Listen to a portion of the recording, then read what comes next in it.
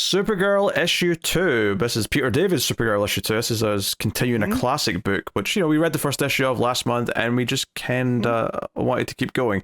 So we set up the whole Linda Danvers stuff. We set up Buzz and him trying to bring out the demon from whatever realm he's in.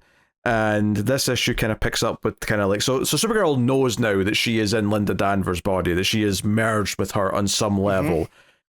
So now we get to see her actually have to deal with some of that, and the idea of like, her parents are showing up because they're concerned because their daughter's been kind of troubled and having to like hide in her bathrobe quickly and be like, oh shit, the suit's kind of sticking out, I need to try and hide it. And they're not going to leave me alone because they think I'm like, a risk of running away or harming myself or whatever it is. So she has to play nice with them. Because secretly, it seems like Linda was a bit of a pill. Yeah, we kind of get more of that later when like Supergirl realizes that oh shit, Linda might have been kind of a bad guy. Like maybe you could argue she was manipulated and coerced, but she definitely went along with some of the bad stuff this cult were doing. Like she got roped into it. And it makes sense why her parents are so insistent on coming in and checking on her, right? Because this was a girl that should have been dead, right? Like, yeah, which is not knowing what we know about her. Yeah, it's not ideal for a girl who's going to be having a secret identity and having to be a superhero on the sly. To having parents who are like constantly sticking their nose in and being like, "Are you okay? Are you up to something? What's going on here? You on drugs again? And we have this paragon of virtue in Supergirl, right? Like in this person who was probably a terrible person. It makes for a fun dichotomy. Yeah, I mean, it obviously gives her all these obstacles to deal with, but also try and repair those relationships because she's still kind of Linda, even though she's mostly herself. It's an interesting mix, but it's fun seeing her try to hide stuff and be like, hey, can I go and shower? So that moment where they leave the room finally and she just slumps back into the beanbag and her robe kind of parts to reveal the outfit. It's like, it's just kind of funny seeing her deal with this. Meanwhile, the reporter character who was introduced thinks he sees like the cult kidnapping a child when he's driving. So he's like, shit, I need to tail this van and try and help. And he complains that the police show up if you speed over like the speed limit at 2 a.m. But you're trying to yell and like speed when there's a kid being kidnapped and there's not a single police car to be found. No one cares. Oh, God. It's sad that this is true like 27 years later. I mean, well, for me it was funny because of what it reveals later on is that this isn't actually a kid, it's actually a member of the cult who just happens to be a little person and he gets lured into a trap as a result. The good deeds and all that going punished. But so Linda's trying to like deal with like her memories and she's kind of having a vision of the demonic hand of what was the name of the demon again? Moloch? So that? Is it Moloch? Moloch's always, it is a horned god, so it makes sense that it's Moloch.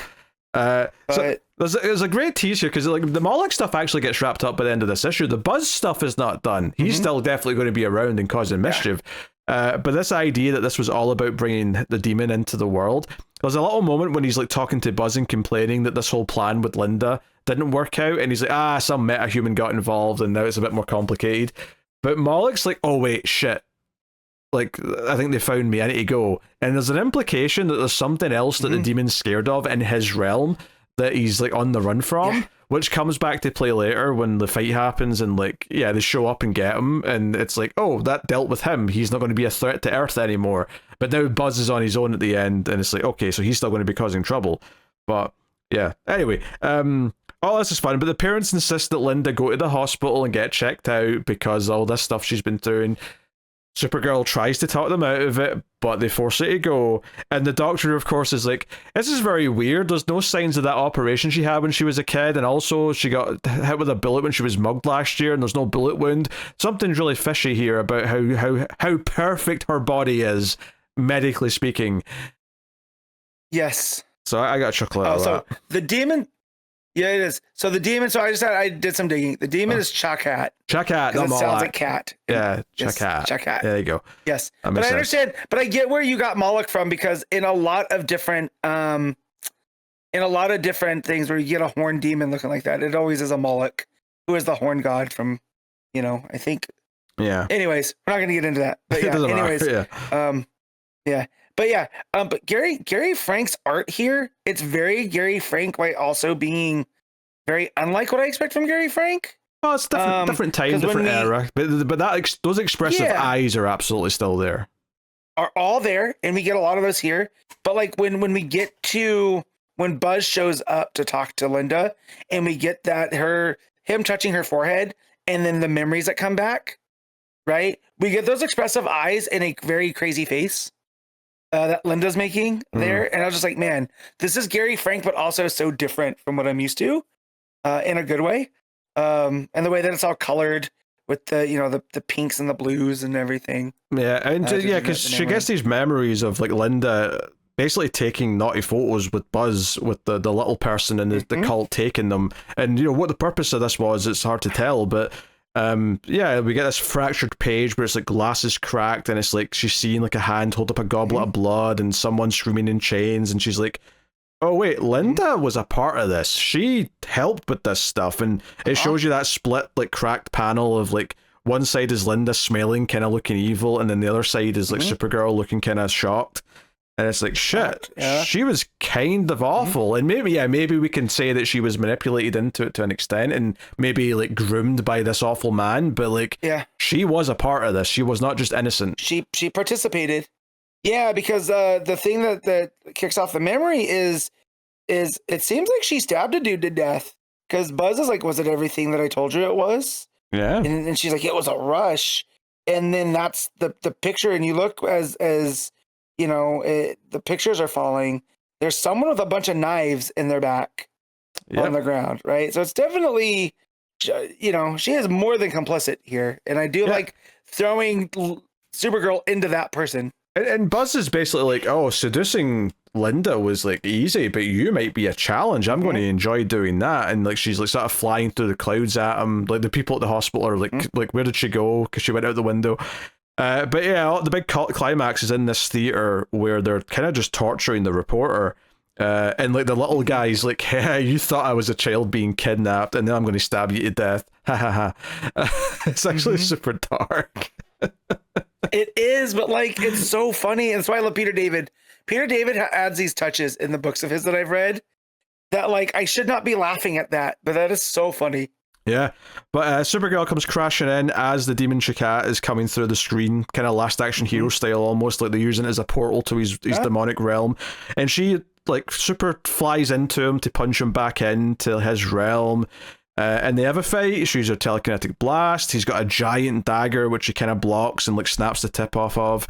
And this is all just fun action sequence stuff. I like her flying the broken blade like through his shoulder, and you just get this sort of like splat of blood coming off of it.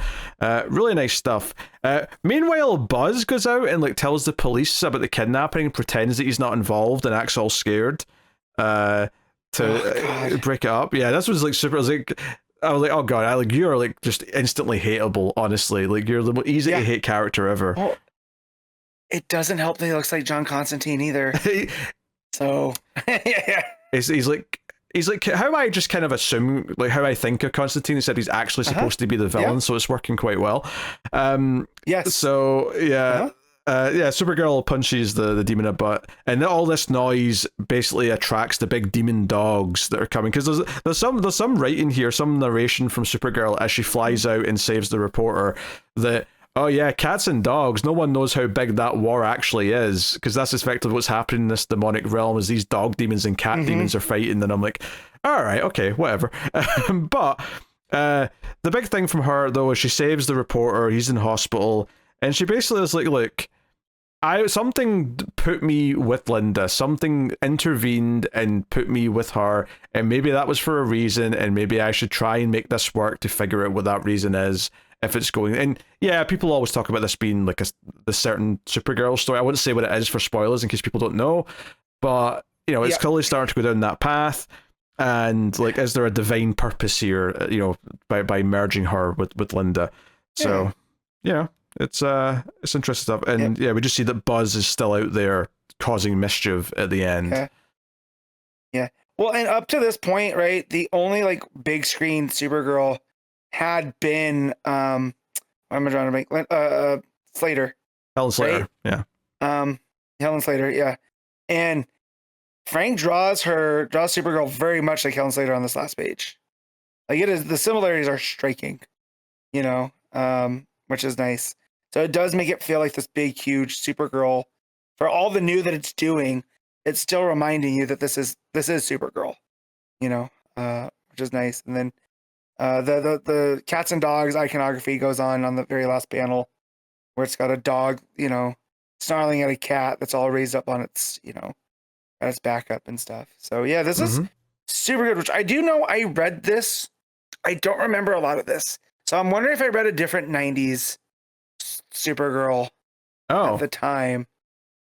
But because none of this, like, I figured I would remember a big demon cat, and that did not ring a bell, you know? So maybe I read a different collection that didn't necessarily start with the Peter David stuff. I mean, the good news is that just means that it's going to be more fun to go through then, because, you know, everything will be new and fresh and exciting and whatnot.